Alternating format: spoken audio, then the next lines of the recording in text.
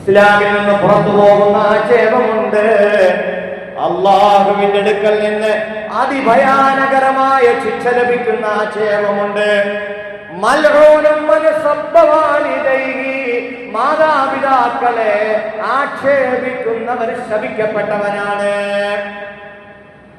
അത് മിനൽ ഖബായിരി, വൻ പാപത്തിൽപ്പെട്ടതാണ്. മിനൽ ഖബായിരി ശത്മു റജുലി വാലിദൈഹി, ഒരാൾ തന്റെ മാതാപിതാക്കളെ ചീത്ത പറയുക എന്നത് അത് വൻ പാപത്തിൽപ്പെട്ടതാണ്. ഖാലൂ യാ റസൂലല്ലാഹ്, സഹാബത്ത് ചോദിച്ചു, അല്ലയോ അല്ലാഹുവിന്റെ റസൂലേ, വഹൽ യഷ്തിമു റജുലു വാലിദൈഹി, ഒരാൾ തന്റെ മാതാപിതാക്കളെ ചീത്ത പറയുമോ നബിയേ? ഒരാൾ തന്റെ മാതാപിതാക്കളെ ചീത്ത പറയുമോ നബിയേ? ആശ്ചര്യത്തോടെ സഹാബത്ത് പരിശുദ്ധ പ്രവാചകരോട് ചോദിക്കുകയാണ്. നഅം, അതെ, അങ്ങനെ സംഭവിക്കും. യസുബ്ബു അബർ റജുലി, നമ്മൾ ഒരാളിന്റെ പിതാവിനെ ആക്ഷേപിച്ചാൽ ഫയസുബ്ബു അബാഹു, അവൻ സ്വന്തം പിതാവിനെ ആക്ഷേപിച്ചവന് തുല്യനായി. ഒരാളുടെ തന്തയ്ക്ക് പറഞ്ഞു, സ്വന്തം തന്തയെ ആക്ഷേപിച്ചവനായിട്ട് അവൻ മാറി. ഫയസുബ്ബു ഉമ്മുഹു, ഒരാളിന്റെ ഉമ്മയെ ആക്ഷേപിച്ചാൽ ഫയസുബ്ബു ഉമ്മഹു, അവൻ സ്വന്തം ഉമ്മയെ ആക്ഷേപിച്ചതിന്റെ കുറ്റത്തിൽ അവനായി തീരുമെന്ന് പരിശുദ്ധ മുഹമ്മദുർ റസൂലുള്ളാഹി സ്വല്ലല്ലാഹു അലൈഹി വസല്ലം. മറ്റൊരാളിന്റെ പിതാവിനെ ആക്ഷേപിച്ചാൽ തന്നെ സ്വന്തം പിതാവിനെ ആക്ഷേപിച്ചതിന് തുല്യമാകും അവൻ. അപ്പൊ പിന്നെ നമ്മൾ സ്വന്തം പിതാവിനെ നമ്മൾ കൊണ്ട് തന്നെ നാവ് കൊണ്ട് അങ്ങനെ ആക്ഷേപിച്ചാൽ എന്ത് വലിയ അദാബായിരിക്കും പ്രിയപ്പെട്ടവരെ. നമുക്ക് അള്ളാഹു മാറ്റിവെച്ചിരിക്കുന്നത് ദുനിയാവിൽ തന്നെ അതിന്റെ ശിക്ഷ അനുഭവിച്ചുകൊണ്ട് അള്ളാഹു ഈ ലോകത്തോട് അവനെ വിട പറയിച്ച് ബർസഖിലേക്ക് കൊണ്ടുപോകൂ. സാധാരണക്കാരൻ ആക്ഷേപിക്കുന്നത് പോലല്ല. മരണത്തിന് മുമ്പ് തന്നെ അതിന്റെ ശിക്ഷ അല്ലാഹു അവന് നൽകും. എന്നിട്ടേ അവന് മരണം സംഭവിക്കുകയുള്ളൂ. മാതാപിതാക്കളുടെ പൊരുത്തം അവന് ലഭിച്ചില്ല എങ്കിൽ, അല്ലാഹു അവന് പുറത്തു കൊടുത്തില്ല എങ്കിൽ അതിന്റെ തിക്തഫലം ദുനിയാവിൽ വെച്ച് തന്നെ അല്ലാഹു അവന് നൽകുന്നതാണ്. ഷഹാദത്ത് കലിമ ചൊല്ലാൻ പറ്റുകയില്ല. ഷഹാദത്ത് കലിമ ചൊല്ലാൻ നമ്മുടെ നാവിൻ മുമ്പിൽ വരികയില്ല. പ്രസിദ്ധ സഹാബി അൽഖമ റളിയല്ലാഹു തആല അൻഹുവിന്റെ ചരിത്രം നമുക്കറിയാമല്ലോ. കാന ഫീ സമനി റസൂലില്ലാഹി സ്വല്ലല്ലാഹു അലൈഹി വസല്ലം ശാബു യുസമ്മാ അൽഖമ, ഒരു യുവാവ് പരിശുദ്ധ പ്രവാചകന്റെ കാലഘട്ടത്തിൽ ജീവിച്ചിരുന്നു. സൽസ്വഭാവിയാണ്.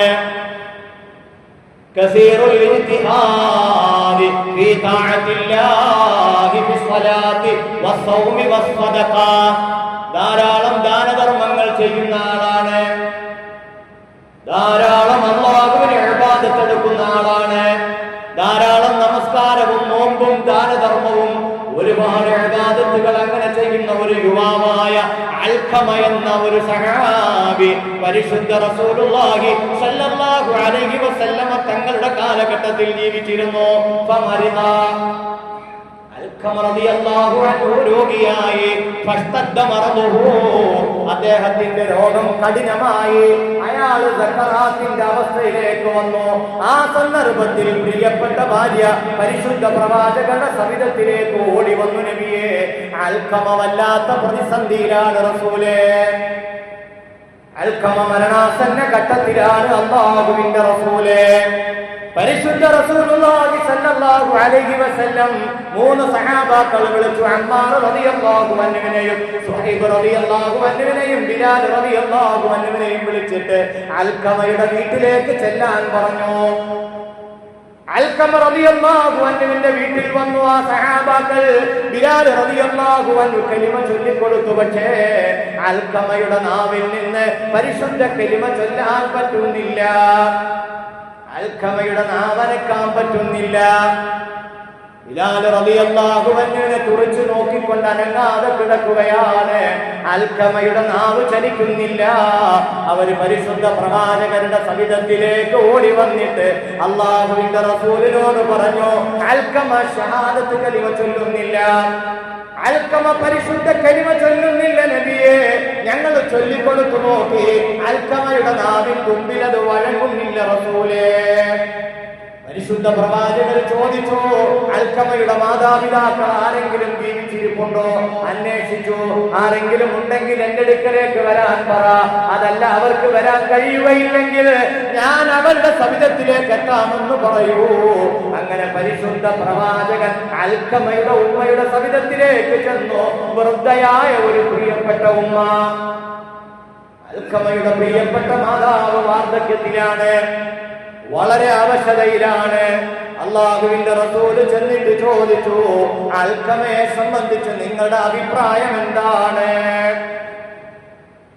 അവര് പറഞ്ഞു, എന്റെ പൊന്നുമോൻ ധാരാളം ഇബാദത്ത് എടുക്കുന്ന ആളാണ്, എന്റെ പൊന്നുമോൻ ധാരാളം നോമ്പനുഷ്ഠിക്കുന്ന ആളാണ്, എന്റെ പൊന്നുമോൻ അല്ലാഹുവിനെ അനുസരിച്ച് ജീവിക്കുന്ന ആളാണ്, അതിലൊരുപാട് പരിശ്രമിക്കുന്ന പൊന്നുമോനാണ്, ദാനധർമ്മങ്ങൾ ഒരുപാട് ചെയ്യുന്ന ആളാണ്. എന്റെ പൊന്നുമോനെ സംബന്ധിച്ചുള്ള അഭിപ്രായം എനിക്കതാണ്. അല്ല ഉമ്മ, നിങ്ങൾക്ക് ആ മകനുമായുള്ള ബന്ധം എന്താണ്? നിങ്ങളും ആ മകനുമായുള്ള ബന്ധം എന്താണ്? നിങ്ങളുടെ അവസ്ഥ എന്താണ്?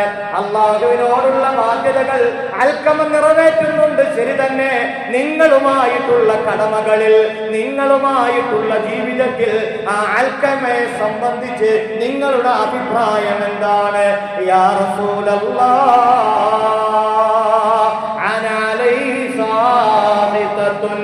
എനിക്ക് അൽക്കമയോട് ദേഷ്യമുണ്ട് നബിയേ,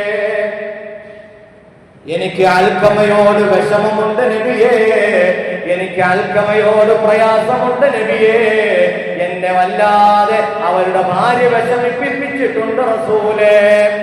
അൽക്കമയുടെ ഭാര്യ എന്നെ വല്ലാതെ പ്രയാസപ്പെടുത്തിയിട്ടുണ്ട് നബിയെ, എന്നെ വല്ലാതെ വിഷമിപ്പിച്ചിട്ടുണ്ട് നബിയെ. അതെന്റെ മനസ്സിലൊരു വിങ്ങലായി കിടക്കുന്നുണ്ട്. യാ ഹബീബല്ലാഹ്, അല്ലാഹുവിന്റെ റസൂൽ സഹാബത്തിനോട് പറഞ്ഞു, അമ്മാർ റളിയല്ലാഹു അൻഹുവിനോടും സുഹൈബ് റളിയല്ലാഹു അൻഹുവിനോടും ബിലാൽ റളിയല്ലാഹു അൻഹുവിനോടും പറഞ്ഞു, നിങ്ങൾ വിറക് ശേഖരിച്ചു കൊണ്ടുവരിക, ആ അമ്മാറിനെ തീക്കനലിലേക്ക് ഇട്ട് കരിക്കട്ടെ. എന്തിനാണ് എന്റെ മകനെ എന്റെ മുമ്പിൽ വെച്ച് കരിക്കാനോ? എന്റെ മകനെ എങ്ങനെയാണ് എന്റെ മുമ്പിൽ വെച്ച് കരിക്കുന്നത്? യാ റസൂലല്ലാഹ്, വലദീ ലാ യഹ്തമിലൂന ഖൽബി അൻ തഹ്രികഹു ബിന്നാർ. എനിക്കത് താങ്ങാൻ പറ്റുമോ നബിയെ? ഞാൻ 10 മാസം നൊന്ത് പ്രസവിച്ച എന്റെ പൊന്നുമോനല്ലേ നബിയെ, എന്റെ അൽക്കമ എന്റെ ചോരയല്ലേ നബിയെ, ഞാൻ കഷ്ടപ്പെട്ട് പോറ്റി വളർത്തിയതല്ല നബിയെ. എന്റെ മുമ്പിൽ വെച്ച് എന്റെ അൽക്കമയെ കരിക്കാനോ? യാ റസൂലല്ലാഹ്, അങ്ങെന്താണ് പറയുന്നത് നബിയെ? യാ ഉമ്മീ അദാബി അദാബുല്ലാഹി അശദ്ദു വഅബ്ഖാ. ഉമ്മായി, ദുനിയാവിൽ വെച്ച് ഞാൻ അൽക്കമയെ കരിക്കുന്നത് അങ്ങക്ക് ഇഷ്ടമല്ലെങ്കിൽ ഈ അദാബിനെക്കാളും എത്രയോ 10 മടങ്ങ് ശിക്ഷയാണ്. ഉമ്മയുടെ കോപവുമായിട്ട് ഈ അൽക്കമ മരണപ്പെട്ടു പോയാൽ അത് ഉമ്മ മനസ്സിലാക്കുന്നില്ലേ? അത് ഉമ്മ മനസ്സിലാക്കുന്നില്ലേ? ആ ഉമ്മ പറയുകയാണ്, വല്ലദീന ഫീ യദിഹി ലാ യൻതഫിഉ. അല്ലാഹുവിന്റെ റസൂൽ പറയുകയാണ്, വല്ലദീന ഫീ ബിയദിഹി, എന്റെ ശരീരം ഏതൊരു രക്ഷിതാവിൽ തന്നെയാണോ സത്യം, ലാ യൻതഫിഉ അൽകമ, അൽക്കമയ്ക്ക് ഉപകാരപ്പെടുകയില്ല, ബിസലാത്തിൻ വലാ ബിസിയാമിഹി വലാ ബിസദഖതിഹി. അൽക്കമയുടെ സദഖയും അൽക്കമയുടെ നോമ്പും അൽക്കമയുടെ നമസ്കാരവും ആ അൽക്കമയ്ക്ക് ഉപകാരപ്പെടുകയില്ല. ഉമ്മയുടെ കോപവും ദേഷ്യവും ആ അൽക്കമയുടെ പേരിൽ ഉണ്ട്. ആ സന്ദർഭത്തിൽ അവരുടെ ആ ഒരു അമലുകളും അല്ലാഹു സ്വീകരിക്കുകയില്ല. അതുകൊണ്ട് ഉമ്മ, അവർക്ക് നിങ്ങൾ പൊരുത്തപ്പെട്ടു കൊടുക്ക്. ഉമ്മ ഉമ്മ പറഞ്ഞു, അല്ലാഹുവിന്റെ റസൂലേ, ഉഷ്ഹിദുല്ലാഹ തആല, അല്ലാഹുവിനെ സാക്ഷി നിർത്തിക്കൊണ്ട് ഞാൻ പറയുകയാണ്, വമലായികതഹു, അല്ലാഹുവിന്റെ മലായികത്തുകളെയും സാക്ഷി നിർത്തിക്കൊണ്ട് പറയുകയാണ്, വമൻ ഹദറനി മിനൽ മുസ്ലിമീൻ, എന്റെ അടുക്കലുള്ള ഈ മുസ്ലിം സമൂഹത്തെയും സാക്ഷി നിർത്തിക്കൊണ്ട് ഞാൻ പറയുകയാണ്, അന്നീ ഖദ് റദീതു വലദി അൽഖമ, എന്റെ പൊന്നുമോൻ അൽഖമയ്ക്ക് ഞാനിതാ പൊരുത്തപ്പെട്ടു കൊടുത്തിരിക്കുന്നു. അതിനുശേഷമാണ് അൽഖമ റളിയല്ലാഹു തആല അൻഹു നാവെടുത്ത് കലിമ ചൊല്ലുന്നത് എന്ന് പരിശുദ്ധ മുഹമ്മദ് റസൂലുള്ളാഹി സ്വല്ലല്ലാഹു അലൈഹി വസല്ലം. മയ്യിത്ത് കുളിപ്പിച്ചു, കഫൻ ചെയ്തു, മയ്യിത്ത് ദഫൻ ചെയ്തു.